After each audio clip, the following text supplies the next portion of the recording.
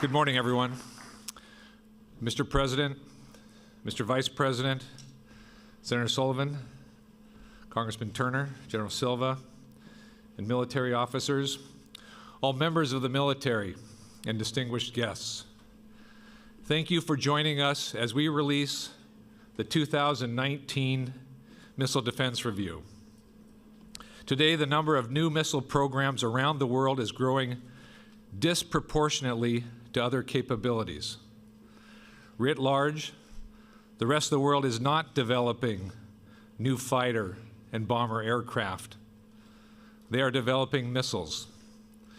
The sheer proliferation of offensive missile capabilities, more than 20 nation states today in 2019, makes this review timely and essential. Aligned with President Trump's national security strategy and nested within the National Defense Strategy and in lockstep with the Nuclear Posture Review, this threat-driven review is the latest tile in our broader national security mosaic, and we are moving out on it. America's competitors, including China and Russia, are increasing their existing missile system capabilities, adding new and sophisticated missiles to their arsenals, including hypersonic missiles and advanced cruise missiles, and integrating these more effectively into their political intimidation, anti-access, area denial efforts, and war planning. While we are forging a new path to peace on the Korean Peninsula, North Korea's missiles remain a significant concern. So do Iran's. Make no mistake, our current defense capabilities are effective for their purpose, and our competitors know it. Frustrated by our mid-course defenses, they are aggressively pursuing new technologies to circumvent today's systems. These new technologies produce new threats, and these threats are harder to see, harder to track, and harder to defeat. To our competitors, we see what you are doing, and we're taking action. The Missile Defense Review calls for necessary investment to maintain our ground and sea-based missile defenses. From more interceptors to new kill vehicles, to improved coverage of priority regions like the Indo-Pacific. At the same time, we are focused on new capabilities for new threats. This includes hypersonics, space-based sensors, and directed energy for boost phase missile intercept. It includes a policy shift towards greater integration of offensive and defensive capabilities, because missile defense necessarily includes missile offense. For decades, the U.S. led the world in hypersonics research and deliberately chose not to weaponize these systems. China and Russia have chosen differently. Our nation does not seek adversaries, but we will not ignore them either. We refuse to be bound by geography. Our new space-based sensor layer will give us persistent, timely, global awareness. These capabilities will remove adversaries' ability to coerce us or our allies and partners. Congress has wisely mandated just such a capability. Rest assured you will see this priority reflected in our upcoming budget request. We are not interested in keeping pace with the emerging threats. We want to outpace them. This requires not just defensive weapons, but a host of enabling technologies that will allow us to integrate missile defense mission across our department. Mr. President, we are ready for this task. This is the Department of Get Stuff Done. From the Missile Defense Agency to the Space Force and across the Joint Force, we're all a part of the missile defense mission now. We will work hand in hand with our industrial base, national labs, and academia. We will work with our allies and partners from Asia to the Middle East to Europe to broaden the shield. From Japanese co-development of a new interceptor to our work with NATO to counter shared missile threats. Like us, our allies and partners have recognized the threat. With us, they have and will share the burden of answering it. In a time of great power competition, we will uphold our solemn duty, just as we've done in the past. We will defend the homeland, our deployed forces, and our allies and partners. We will deter potential adversaries and create the diplomatic space to solve complicated problems. I'll close with President Kennedy's words from 1962. The greatest danger of all would be to do nothing. Today's capabilities are dramatically different, but the logic remains the same. That's why President Trump has made missile defense a top national security priority. Directing this review in the first week of his administration, along with Vice President Pence, he has elevated this issue across our government, with our allies, but most of all, in the eyes of the American people. President Trump and Congress have given DoD the necessary authorities, resources, and support to meet these challenges. And this department will not let him or the American people down. Now it is my privilege to introduce Vice President Pence.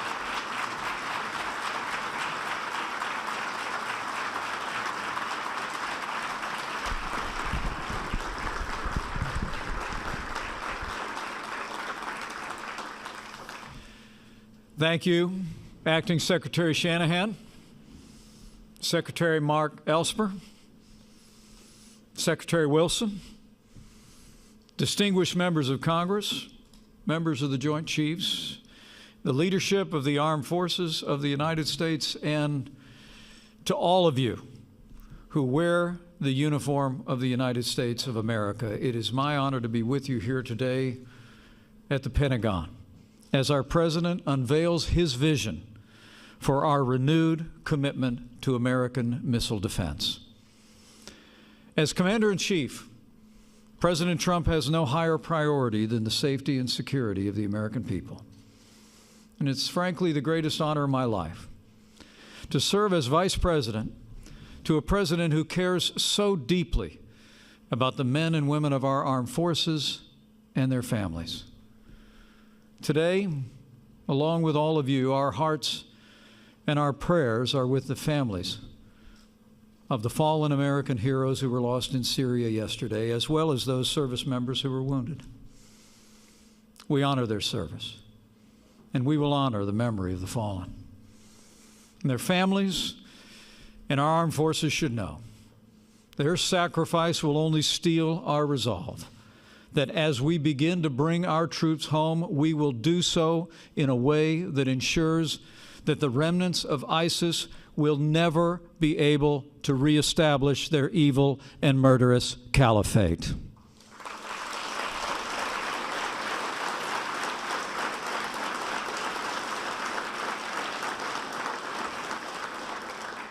It's in that same spirit of resolve that we gather here today. Since day one of this administration, President Trump has taken decisive action to make the strongest military in the history of the world stronger still. Working with members of Congress in both parties, we're rebuilding our military, restoring the arsenal of democracy. And last year, President Trump signed the largest investment in our national defense since the days of Ronald Reagan, including the largest military pay raise in nearly a decade.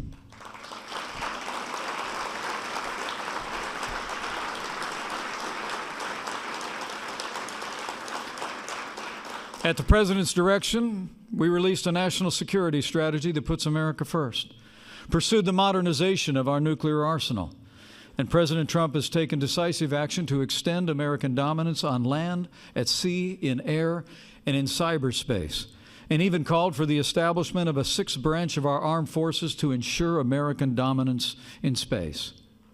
In the last 2 years, our president has made great progress to provide for the common defense.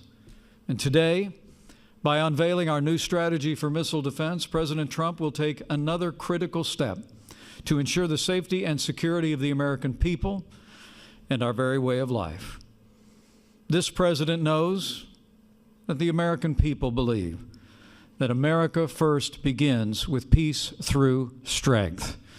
So now it is my high honor and distinct privilege to introduce your Commander-in-Chief, the 45th President of the United States of America, President Donald Trump.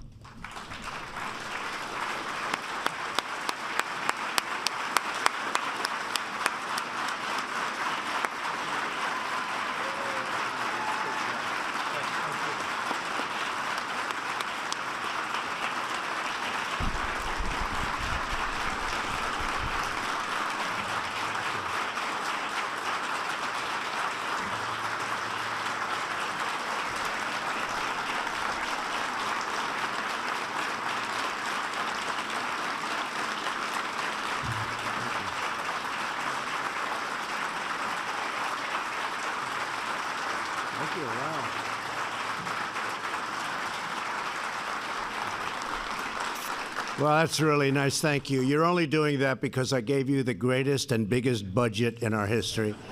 And I've now done it 2 times. And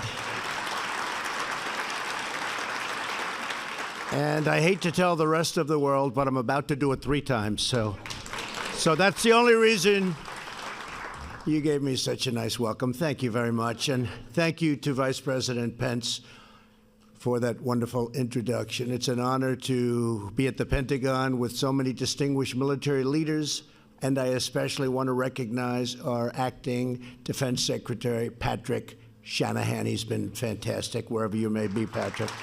Thank you. Thank you. We were talking just as I came on. I said, Pat, I have to go now. We're talking defense, and we're also talking offense. You know, we can't forget offense either, can we? We have the finest weapons in the world, and we're ordering the finest weapons in the world that you can be sure of. We're here to present the results of my administration's missile defense review. Our goal is simple: to ensure that we can detect and destroy any missile launched against the United States anywhere, anytime, any place. As we all know, the best way to keep America safe is to keep America strong, and that's what we're doing, stronger than ever. Joining us for today's presentation are great champions of missile defense in Congress, Senator Dan Sullivan, my friend. Thank you, Dan, very much. And Representative Mike Turner. Thank you, Mike. Thank you very much. Also joining us from the Department of Defense, our Acting Deputy Secretary of Defense, David Norquist. David, thank you. Secretary Mark Esper. Secretary Heather Wilson. Thank you. Undersecretaries of Defense Michael Griffin, Ellen Lord, and John Rood. General Paul Selva, thank you. Thank you, General. General Mark Milley, thank you, Mark. Thank you. Thank you. And congratulations. Very importantly, congratulations. General Joseph Lengyel and General James McConville. Thank you very much, everybody. Thank you. Before presenting the results of our missile defense review, I want to take a moment to express my deepest condolences to the families of the brave American heroes who laid down their lives yesterday in selfless service to our nation. These are great people, great, great people. We will never forget their noble and immortal sacrifice. This morning, I also would like to briefly address another matter of critical national security, the humanitarian and security crisis at our southern border. Without a strong border, America is defenseless, vulnerable, and unprotected. I also want to thank the military for helping us out during the big caravan period, but now you have more caravans forming, and they're on the way up. Thousands and thousands of people. We don't know where they're from, who they are, nothing. We need strong borders. We need strong barriers and walls. Nothing else is going to work. Everyone knows it. Everybody's saying it now. It's just a question of time. This should have been done many years ago. It should have been done by really by other presidents. And it wasn't. Just like many of the other things we're doing that could have been done many years ago, whether it's our negotiations with North Korea, moving the embassy to Jerusalem. So many things were supposed to have been done many years ago, and they weren't, but we're doing them. A wall has to be built. We need security at our southern border. Drugs flow in. Tremendous percentages of the drugs coming into our country come from the southern border. We're not going to allow it to happen. And that is why our Homeland Security professionals have asked Congress for a steel barrier between the ports of entry to fund more agents, beds, medical supplies, and technology, and to close the ridiculous and dangerous immigration loopholes that no country in the world has but us. The federal government remains shut down because congressional Democrats refuse to approve border security. We're going to have border security. It's going to be tight. It's going to be strong. We're going to let people into our country gladly, but they're going to come in legally. That includes for the farmers who need help and for others. But we are going to have powerful, strong border security. While many Democrats in the House and Senate would like to make a deal, Speaker Pelosi will not let them negotiate. The party has been hijacked by the open borders fringe within the party, the radical left becoming the radical Democrats. Hopefully, Democrat lawmakers will step forward to do what is right for our country. And what's right for our country is border security at the strongest level. Stop human hijacking. Stop drugs. Stop gangs. Stop criminals. That's what we're going to do. That was my pledge, and that's what we're going to do. We're gathered together to outline the steps that we must take to upgrade and modernize America's missile defense. So important. In a time of rapidly evolving threats, we must be certain that our defensive capabilities are unrivaled and unmatched anywhere in the world. All over, foreign adversaries, competitors, and rogue regimes are steadily enhancing their missile arsenals all over. Their arsenals are getting bigger and stronger, and we're getting bigger and stronger in every way. They're increasing their lethal strike capabilities, and they're focused on developing long-range missiles that could reach targets within the United States. As president, my first duty is the defense of our country. First duty, the defense of our country. And defense has many different definitions and covers a lot of territory. I will accept nothing less for our nation than the most effective, cutting-edge missile defense systems. We have the best anywhere in the world. It's not even close. Our new strategy calls for 6 major changes in missile defense policy. First, we will prioritize the defense of the American people above all else. Our review calls for 20 new ground-based interceptors at Fort Greely, Alaska, and new radars and sensors to immediately detect foreign missiles launched against our great nation. We are committed to establishing a missile defense program that can shield every city in the United States, and we will never negotiate away our right to do this. Second, we will focus on developing new technology, not just investing more money into existing systems. The world is changing, and we're going to change much faster than the rest of the world. This past Tuesday, the Iranian regime tested a space launch vehicle which failed that will provide Iran with critical information, if it didn't fail, that they could use to pursue intercontinental ballistic missile capability, and a capability actually of reaching the United States. We're not going to have that happen. The United States cannot simply build more of the same or make only incremental improvements. What we've done to Iran since I've become president is rather miraculous. I ended the horrible, weak Iran nuclear deal, and I will tell you, Iran is a much different country today than it was 2 years ago. It's not the same, and it won't be the same. And I do believe they want to talk. It is not enough to merely keep pace with our adversaries. We must outpace them at every single turn.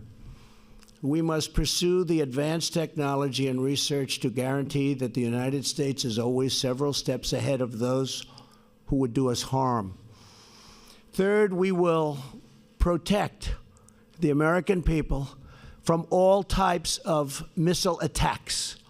In the past, the United States lacked a comprehensive strategy for missile defense that extended beyond ballistic missiles.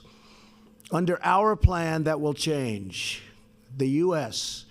will now adjust its posture to also defend against any missile strikes, including cruise and hypersonic missiles. And we are, by the way, very advanced also on hypersonic technology and missiles. We will always be at the forefront of everything. Fourth, we will recognize that space is a new warfighting domain, with the Space Force leading the way. My upcoming budget will invest in a space-based missile defense layer. It's new technology. It's ultimately going to be a very, very big part of our defense and obviously of our offense. The system will be monitored, and we will terminate any missile launches from hostile powers or even from powers that make a mistake. It won't happen, regardless of the missile type or geographic origins of the attack. We will ensure that enemy missiles find no sanctuary on Earth or in the skies above. This is the direction that I'm heading. We have some very bad players out there, and we're a good player, but we can be far worse than anybody if need be. I've always known, and I've watched and I've seen, the stronger you are, the less you will need whatever that strength may be. Fifth, we will remove bureaucratic obstacles to dramatically speed up the acquisition and deployment of the new technology. And sixth, we will insist on fair burden sharing with our allies. I've made it clear we are protecting many, many wealthy countries. One country, they said, has an unsustainable cash flow. In other words, they make so much money they don't know what to do with it. I said, send it our way. we're protecting you. Send it our way. We protect all of these wealthy countries, which I'm very honored to do. But many of them are so wealthy they can easily pay us the cost of this protection. So you'll see big changes taking place. And we've had great talks with countries, friendly talks. One of them said, Mr. President, yes, we will work with you. But for 30 years, nobody's ever asked. I said, now we're asking. Took a long time. I said, now we're asking. And that allows us to spend much more money than these incredible budgets where it's just money going out and not coming back. So wealthy countries that we're protecting are all under notice and all cooperating very nicely. I would say they probably liked other presidents more than me, but that's okay. I don't blame them. I would too. There was a recent poll in Europe. The original poll, when I first ran, I was one of the most popular people in the world. And now they said he's not popular in Europe. I shouldn't be, because I'm asking them to step up. You have countries paying less than 1% in NATO. Last year, I raised $44 billion more by saying, I'm sorry, you have to step up. The year before that, my first year, so I was just getting started, I raised $24 billion with one meeting. And until that, it was just going down. It was going down. For 15 years, it was just going down. The numbers going into NATO. And this year we'll also have a good year. They're starting to step up. Very unfair when Germany pays 1% and we're paying 4.3% of a much larger GDP. We cannot be the fools for others. We cannot be. We don't want to be called that. And I will tell you, for many years, behind your backs, that's what they were saying. So there's a big difference. We're going to be with NATO 100%, but as I told the countries, you have to step up. You have to pay minimum numbers, actually. The numbers should be much higher. They set a 2% goal. Very few pay that, but they should be much higher than that. If you look at what we pay, it's massively higher than that. So we have very good relationships, but countries are now stepping up, and they can well afford to. In furtherance of this goal, our plan directs the Department of Defense to prioritize the sale of American missile defense and technology to our allies and to our partners. We want them to be able to defend. And they're willing to pay for the finest missiles in the world. They've already done that. They're stepping up like nobody's ever seen before, actually. We will also leverage our network of partnerships to share early warning and tracking information and detect missile launches as early as possible. Today marks the beginning of a new era in our missile defense program. For too long, we have been held back by self-imposed limits while foreign competitors grow and they advance more than we have over the years. Part of the reason is we spend so much money on so many other places. Now that's changing. We're helping, and we're able to spend money on technology and new defense and far beyond defense systems. So those days are history. Our strategy is grounded in one overriding objective: to detect and destroy every type of missile attack against any American target, whether before or after launch.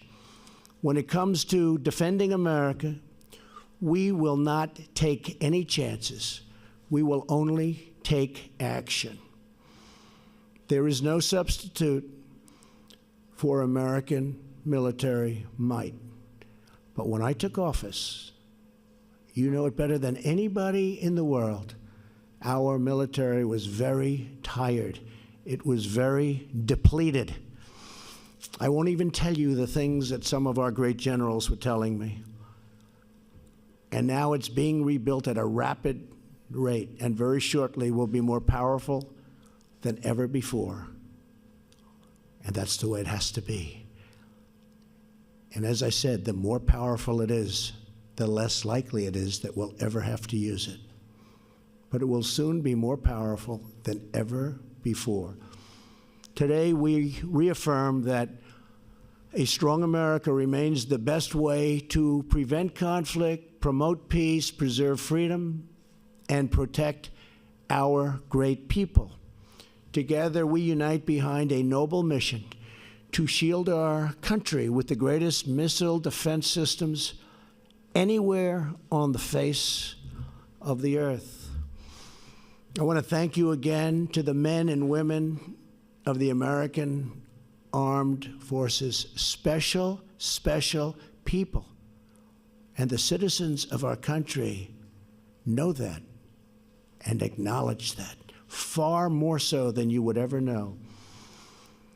We have the greatest military at any time soon in the history of the world. I want to just finish by saying I appreciate your service. You're incredible people. God bless you, and God bless America. Thank you very much. Thank you.